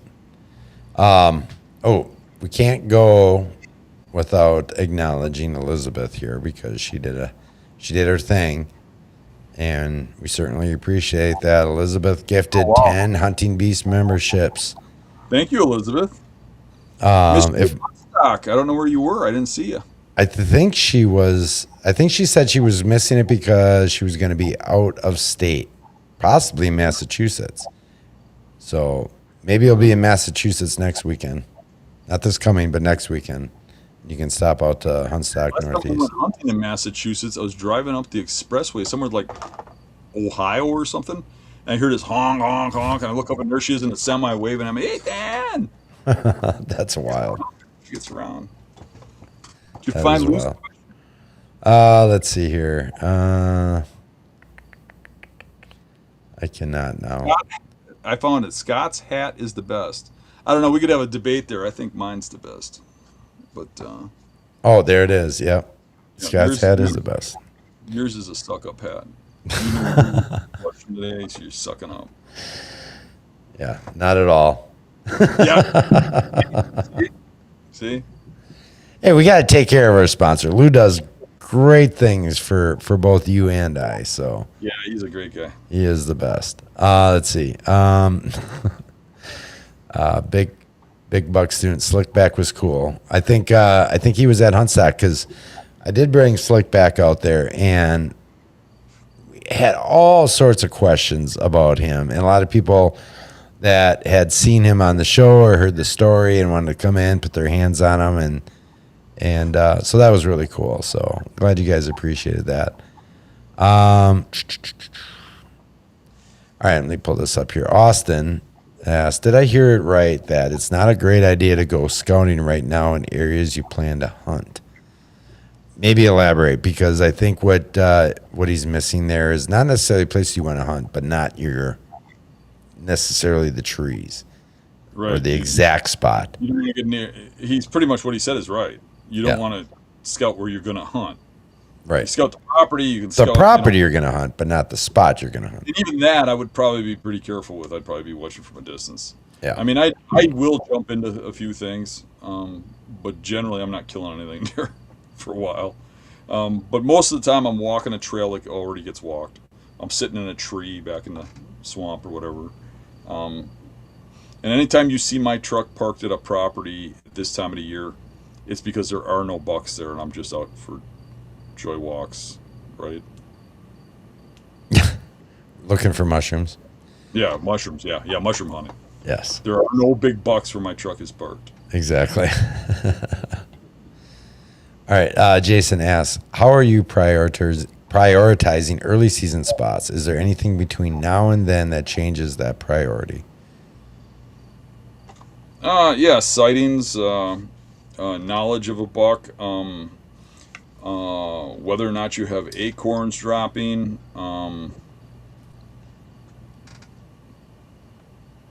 past experience with a buck in a certain area that I know he's going to be in that area.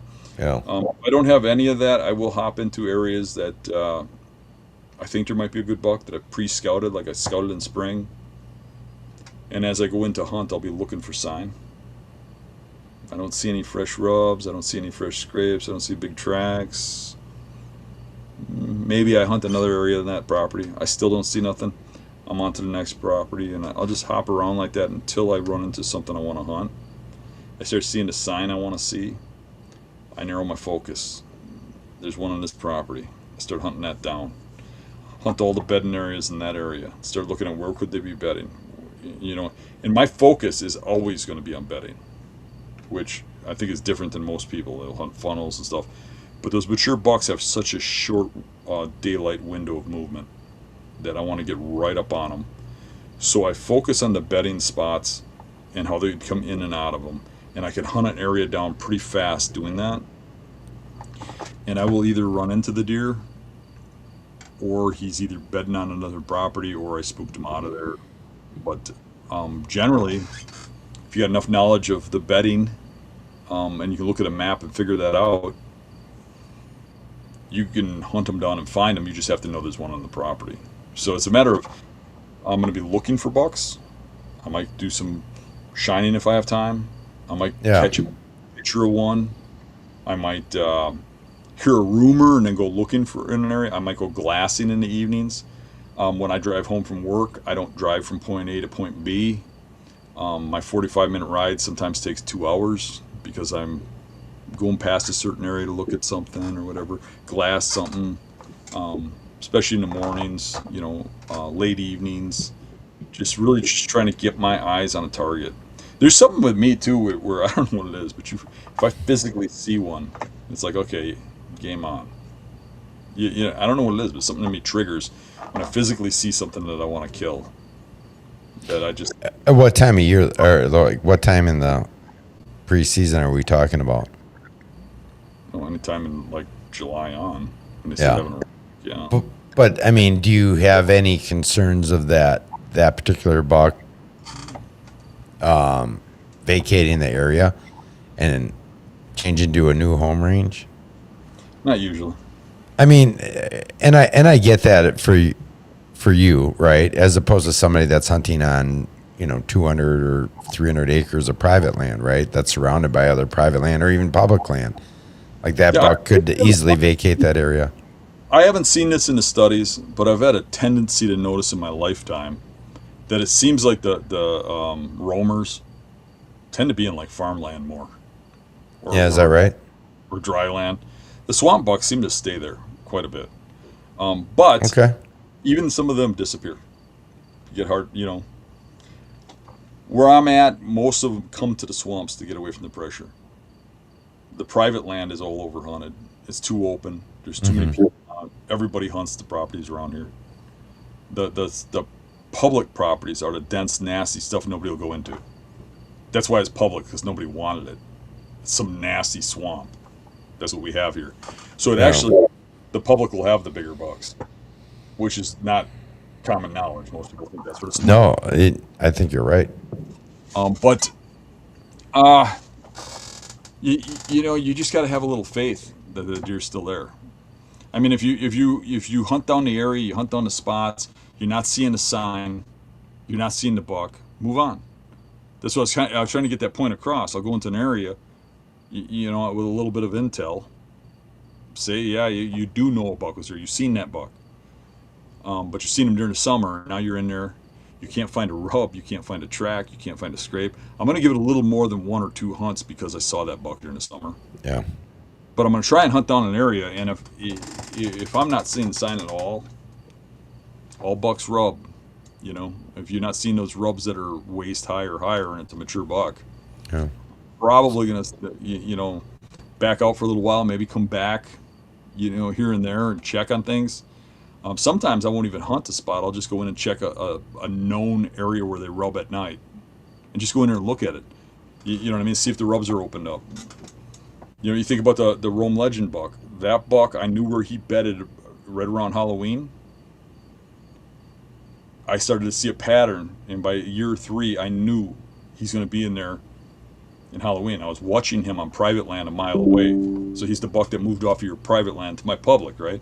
So I also knew that every time he showed up, these huge rubs showed up on a rub line coming out of the backside of that bedding. It didn't go right into the bedding, but it was him coming out of that bedding. You'd have to understand the terrain to know that. The average guy wouldn't know that. He'd sit right on that rub line, which was stands on that rub line. But that's at night. But I went in and checked those rubs. They were open. Went in there and hunted and killed that buck that night. But I never went and got my scent in there until those rubs were open. Yeah. So I'll go check those properties where I saw that buck. If those rubs don't open up, if that buck's not in there rubbing, he's probably is a roamer. He's gone. Or got hit by a car or whatever. But you just got to go with your best gut feeling, and you can kind of make those gut feelings based on educated guesses, not just random guesses, right? Like you can see that some of what I'm doing is having a little faith in my scout and a little faith that buck's going to stay and stuff. But I'm also checking. You know what I mean? I'm not putting my whole season into a buck that might be gone. Right. Yeah, I mean, there's a fine line between using past experience and the knowledge you've gained over the years, and then also being proactive in the moment and in this particular season, right? I mean, one of the things that's made me really successful is my success, which sounds weird. no, it does make sense, When you have a little success, you start to believe in what you're doing. right? It gives you the confidence. I think when you're not killing them, you're doubting. You're thinking you're doing something wrong. You're always kind of second guessing. But when you look at a map and you say, "Gosh, if I was that buck, I'd be right here. I'd take this tree line out here. Jesus, there's only one tree I could get in right there that I could kill him. Out of this entire marsh of 10 million trees, that's the only tree I think he's going to come by in daylight." And you sit there, and right at dark, he comes out of that bed and he walks by and you shoot him. That's a load of confidence that you can't buy. You know what I Yeah. mean? And if you do that a couple times, you do that a few times, you go out to do a deer drive and you say, if I was a big buck, I'd be laying under that bush. And if you hit that, he's going to run into the wind. So I'm going to sit right here. And your buddy says, there isn't even a trail there. Yeah, but he's going to run into the wind. He can't run downwind because there's a lake there. But he's going to use the wind. I think he'd run right here. Let's just try it. See if there's a buck there. He walks in there, jumps a big buck right on that bush. It runs under you. You shoot it. You start to learn that what you're doing works. Yeah. And I can tell you that a million times. Anybody that's successful can, but you almost have to experience that yourself to really get that confidence. You know what I mean? It's something you have to earn, basically. Yeah. I think that's the best way to put it. I do think that hopefully me allowing people in the little window of seeing my success instead of hiding it gives them at least a little bit of confidence until they gain their own. Yeah, if you guys haven't figured it out yet, Dan isn't super guarded with his tactics. I mean, it's all about the education and making people better hunters, and hunters better people. Did I get that flip-flopped? Sounded good enough. Oh, perfect. Yeah, I think this was a lot of good information here tonight. I'm just going to see if we have any. All right, I'm going to pull up one more question here, Dan, and then we can wrap this up here tonight. Dan, is 5 deer per square mile not enough for you to hunt? If one of those bucks are a monster, I swear they move like 3 miles a day. That's from that walleye guy. A lot of my hunting is in situations like that. Not so much lately, but if you go back to my childhood, that's what we had was like five deer per square mile. Back in the 80s, yeah. Yeah. So that's what they were kind of shooting for a while there with the CWD killings. At first they wanted to kill everything, and then they wanted to get it down to 5 per square mile. And I don't think they ever got quite down to 5 per square mile, but they got pretty close. They got it knocked down pretty good.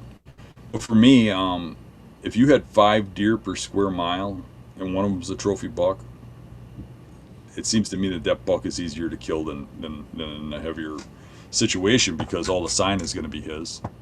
You're going to be able to, you're not going to be fooled by other sign. You're not going to be misled. And you can hunt the area down faster. The trouble with it is, for most people, this isn't me, but this is the way most people think.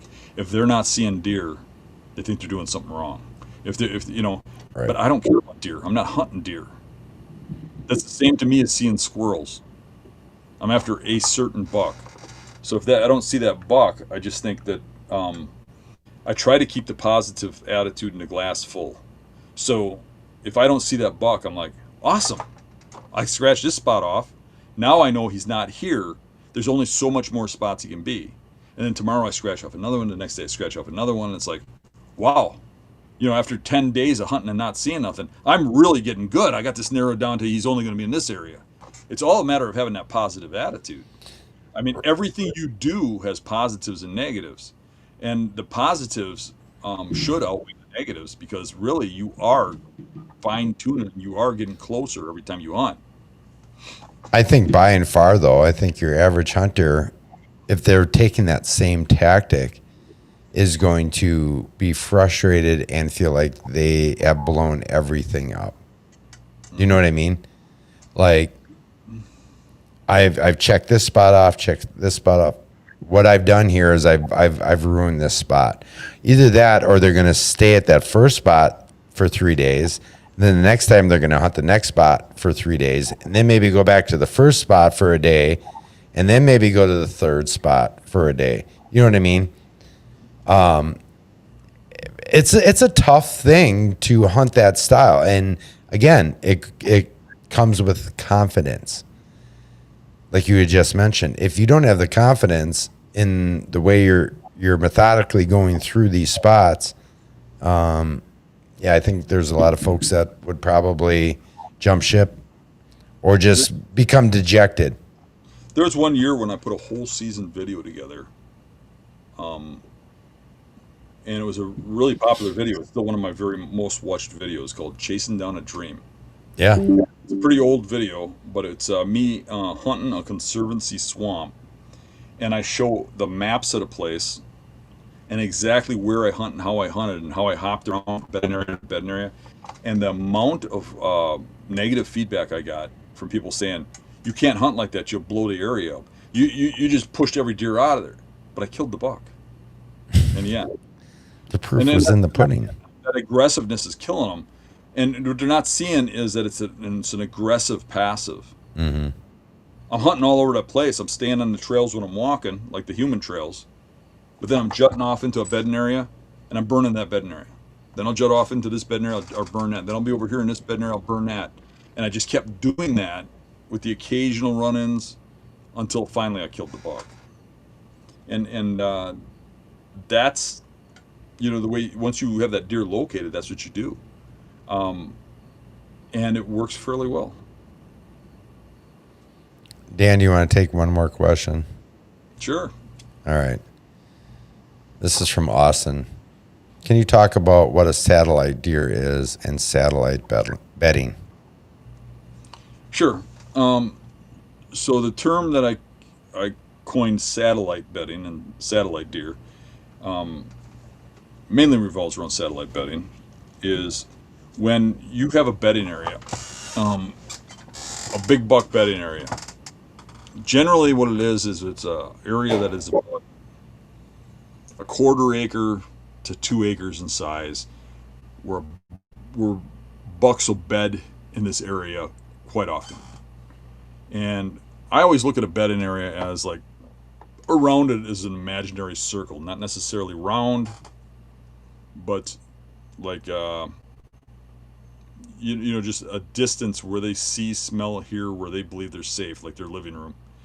And I call that the safe zone. And they'll move around freely in that safe zone all day long. But they start getting out of that, they get a little nervous.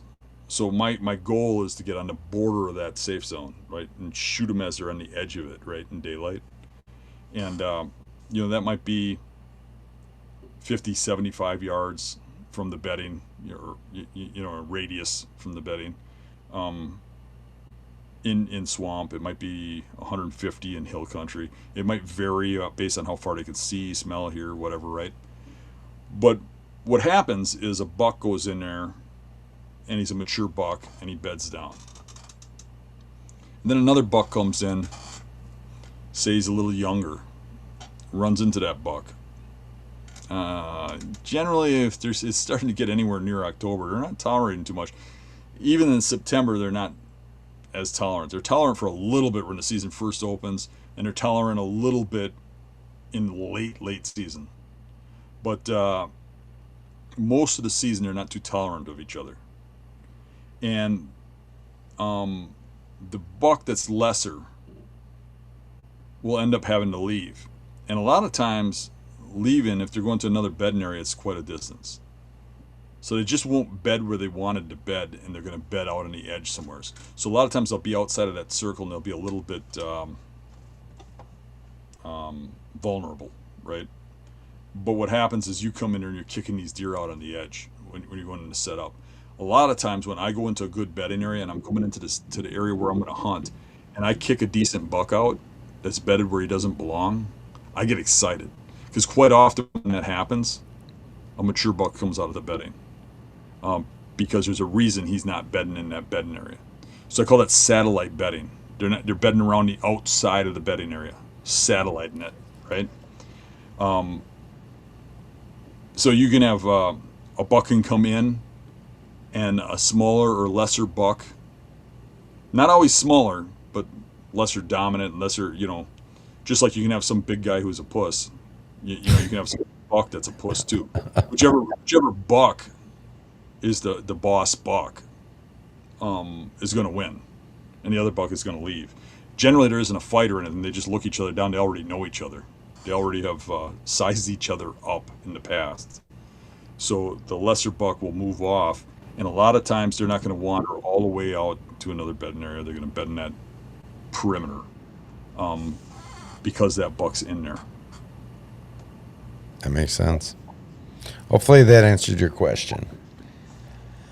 All right, we just crossed over that 2-hour mark, and I think we're going to go ahead and wrap it up here for tonight. We're going to have another show for you guys next week after Dan gets back from the Mobile Hunting Expo, and right before we head out to Massachusetts for Huntstock Northeast. Yeah, if you're in Ohio, come see me. Yeah, both places, right? And Lou will be there, and I'll be there. Absolutely.